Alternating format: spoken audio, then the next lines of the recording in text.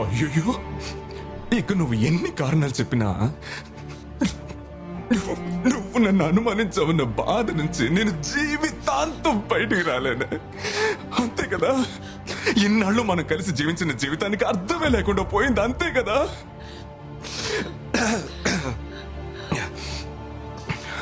నేను వాణ్ణి కాను, పార్థిబన్ అలాంటి మనిషి కాదు అని ఎన్నిసార్లు చెప్పినా చెప్పినా చెప్పినా ఎవడో ఒక నాలా ఉన్నాడని. అమ్మమ్మమ్మమ్మ, నాన్నకి ఒంట్లో బాలేదు, నువ్వు పడుకో.